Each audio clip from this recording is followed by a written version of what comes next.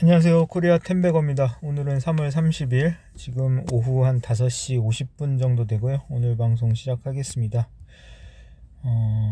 오늘은 장이 좋았습니다. 대형주 위주로 많이 올랐고, 코스피는 33포인트 상승한 3070포인트 마감, 코스닥은 3.96포인트 상승한 958포인트 마감 기록했습니다. 제가 가진 종목 중엔 SK 이노베이션이 크게 올랐고, 어보브 반도체도 이게 CFD가 끝나면서 올랐는지 외국인이 엄청 많이 샀습니다. 외국인이 그동안 엄청난 매도세가 있었는데요.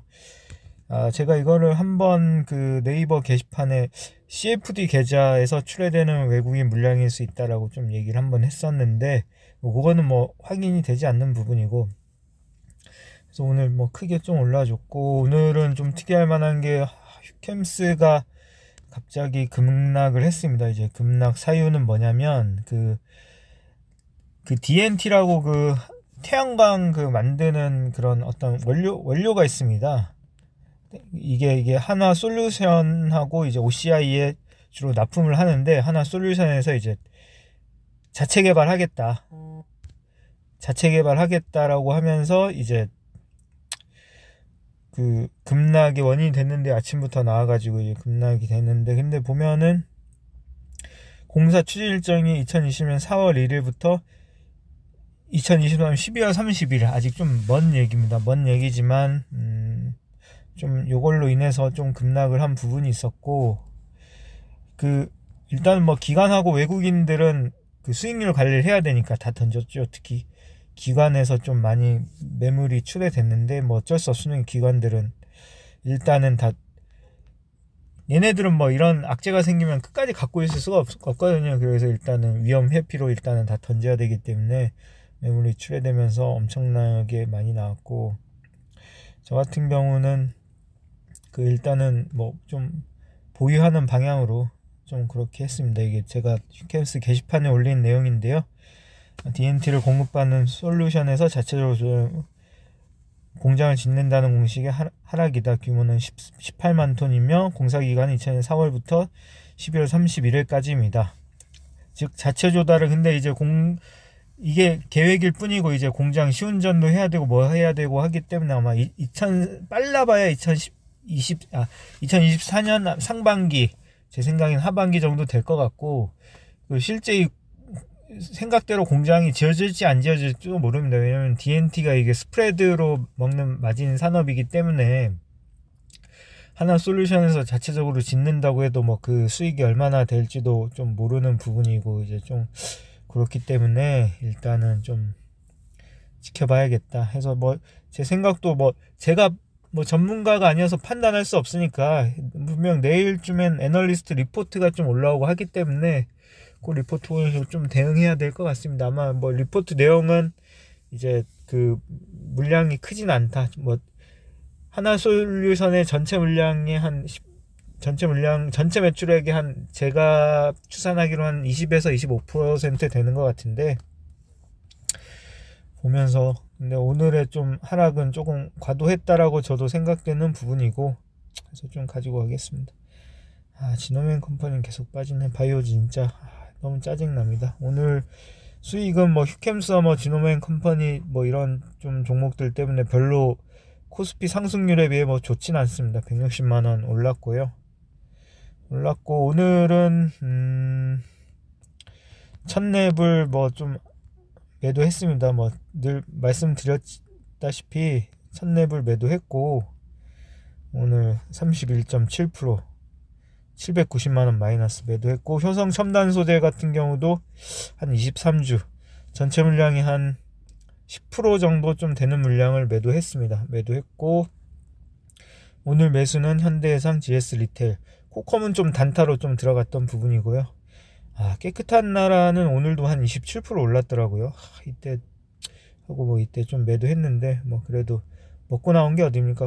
깨끗한 나라를 한 단기적으로 210만원 벌었으면 됐죠. 그랬으면 됐고, 이 부분은 제가 3월부터 쭉 매도한 종목이거든요. 이제 초록색 같은 경우는 이제 수익 나서 판 것들이고, 손실이든 수익이든 그 당일 3월에 판 종목들이고 지금 가지고 있지 않고, 노란색 같은 경우는 현재가 기준으로 이 매수가가 낮은 종목들, 즉 매수했지만 지금 좀 수익 보고 있는 종목들입니다. 이때 주식이 엄청 하락할 때 제가 SL하고 어보반도체와 평화전공을 엄청나게 매집을 했습니다.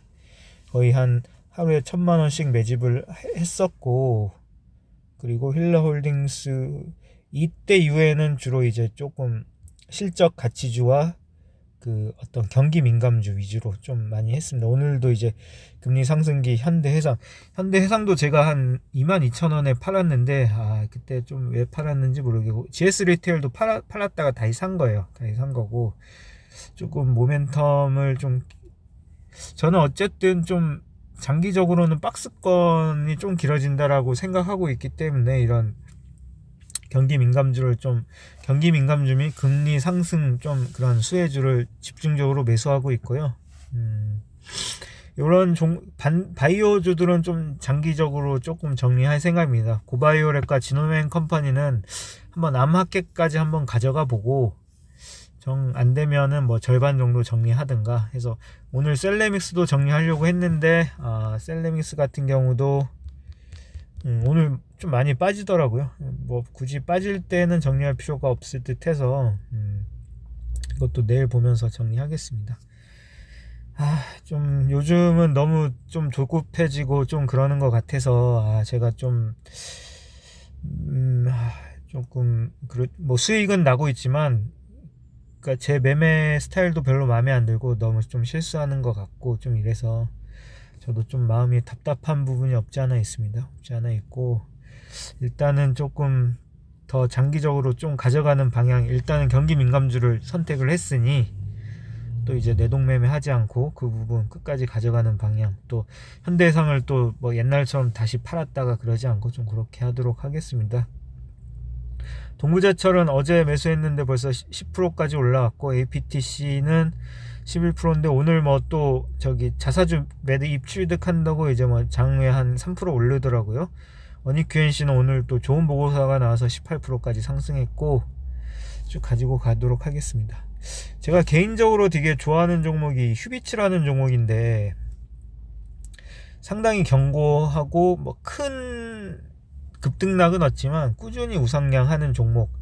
이 종목이 뭐 펀더멘탈도 나쁘지 않습니다. 이제 안경 원재료 그 알을 취급하는 종목인데, 해외 매출 비중이 한 70%가 돼요. 70%가 되고, 그 20년도에 실적 안 좋을 때 이제 빅베스를 당연해서 이 빅베스를 해서 이제 20년도 실적은 안 좋았어요. 빅베스가 뭐냐면은 이제 그 뭐 대손 충당금이라든지 아니면 연구개발비를 이제 보통 몇 년에 걸쳐 감가를 하거든요. 근데 그거를 한 번에 그냥 털어버린 겁니다. 2020년에.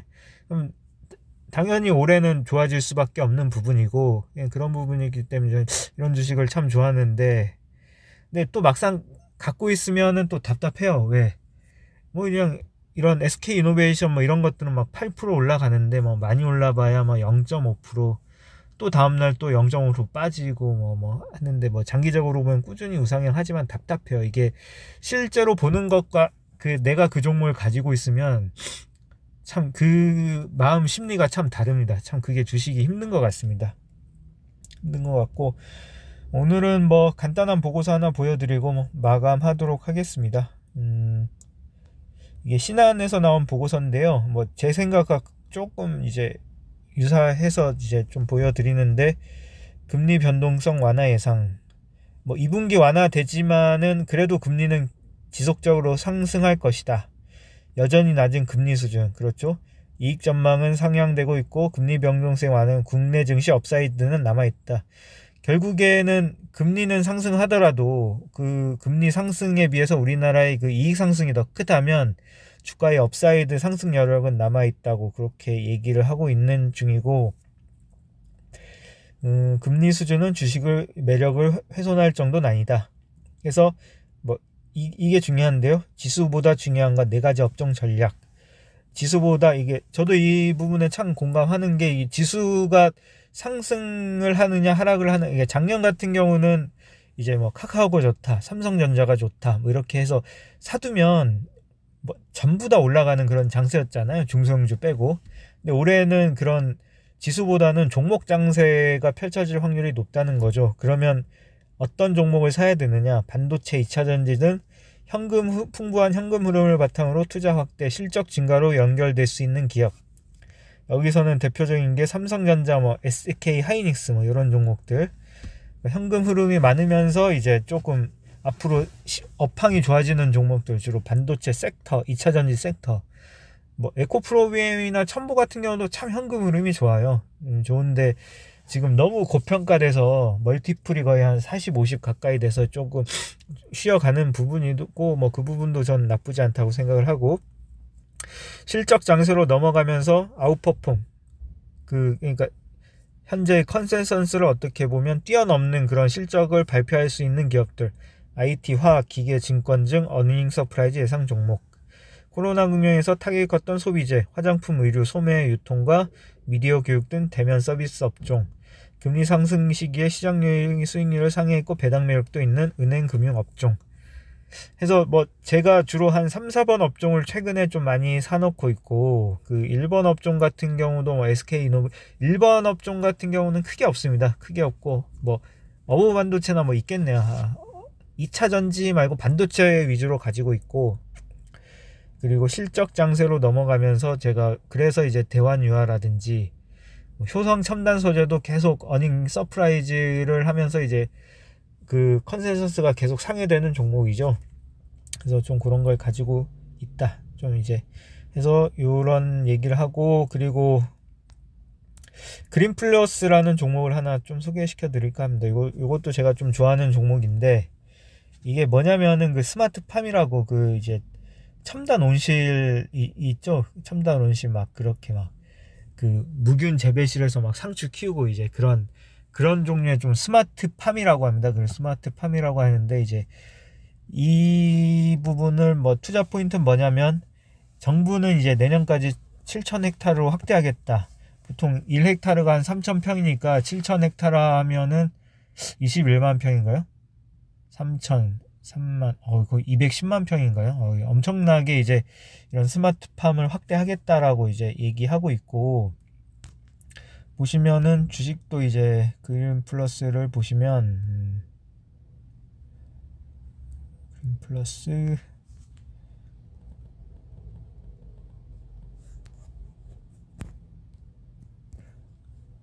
이제 견고한 흐름을 보이고 있습니다. 이때가 그 유상증자 한다고, 무상증자죠.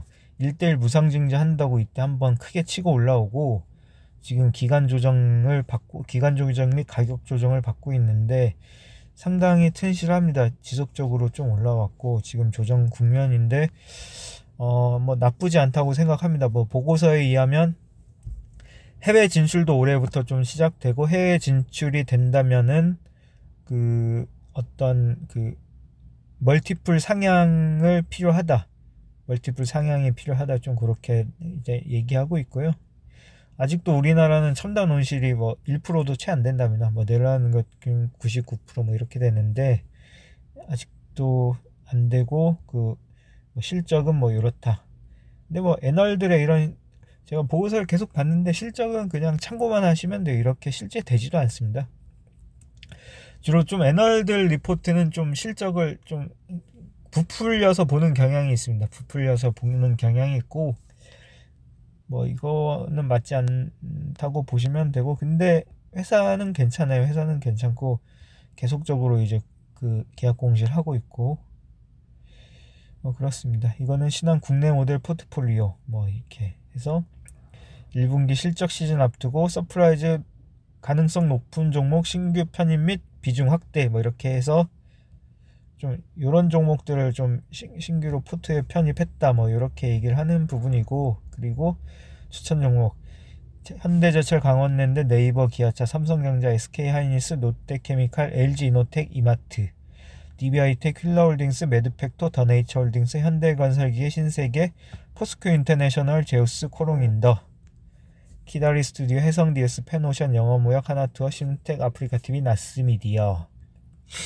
보시면 조금 성장주보다는 그 어떤 실적이 개선되는 주나 아니면 경기 방어주 좀 이런 종목 쪽으로 좀 추천해주고 있죠. 아직까지는 좀 2차전지 모멘텀은 좀 성장주의 대표격인 2차전지 좀 모멘텀은 좀 약하다고 보고 있고, 뭐 이때는 3분기 이후에나 좀 그게 가능하지 않을까, 뭐 그렇게 생각하고 있습니다. 코스피 박스는 2800에서 3300 정도 예상하고 있고, 많이 잡아놨네요. 일단은 뭐 그렇습니다. 네, 오늘도 뭐 이상으로 마치겠고, 모두 좋은 하루 되시고요. 내일도 좀 좋은 장 있길 기대해 보겠습니다. 이상입니다.